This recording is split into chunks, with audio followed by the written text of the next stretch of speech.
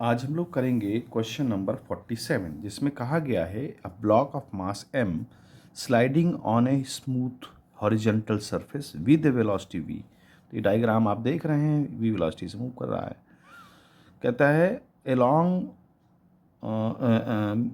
Velocity v meets a long horizontal spring at the end, यानी कि यहाँ पर एक जो है स्प्रिंग से ये कनेक्ट होता है जिसका स्प्रिंग कांस्टेंट के दे रखा है।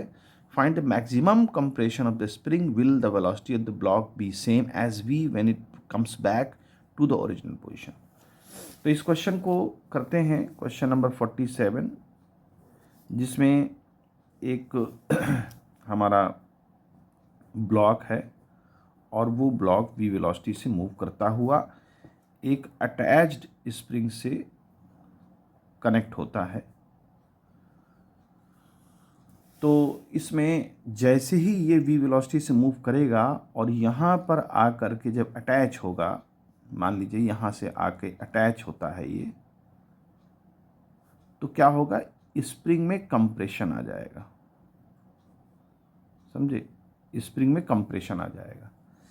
तो कंप्रेशन जब आएगा तो इसके पास एनर्जी आ जाएगी स्प्रिंग के पास, और एनर्जी कितनी आएगी, जितनी स्पीड से जितनी एनर्जी से ये आ करके इस पर टकराएगा, यानी इसके पास कितनी एनर्जी होगी इस समय, हाफ mv²। बहुत सारे रास्ते हैं इसको करने के, तो चाहे जैसे कर लीजिए।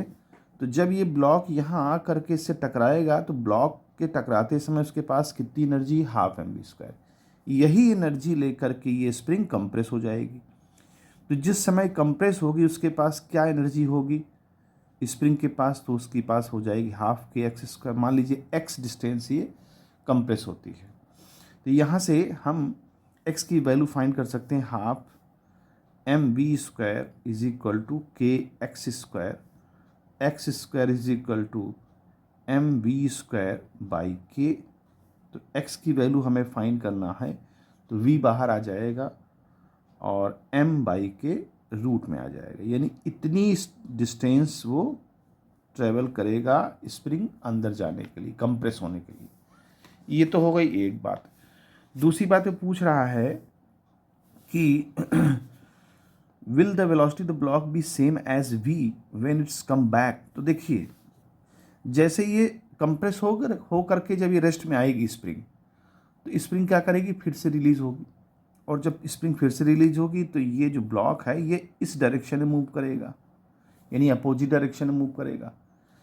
क्योंकि यहाँ वेलोसिटी के लिए पूछा, क्या वेलोसिटी सेम रहेगी, तो देखिए मैग्नीट्यूड तो सेम रहेगा, मैग्नीट्यूड सेम रहेगा, क्योंकि यहाँ कोई एनर्जी का लॉस के बारे में नहीं बताया गया है ना। तो एक्सटर्नल कोई इफेक्ट नहीं यहाँ पर दिया गया है, तो जिसकी वजह से क्या एनर्जी में तो लॉस नहीं होगा, इसके मैग्नीट्यूड सेम रहेगा और वापस फिर से अपनी इस वेलोसिटी से जाएगा। लेकिन मैग्नीट्यूड सेम रहेगा, क्योंकि वेलोसिटी में दो चीज़ें होती हैं, डायरेक्शन होता है और मैग्नीट्यूड होता है।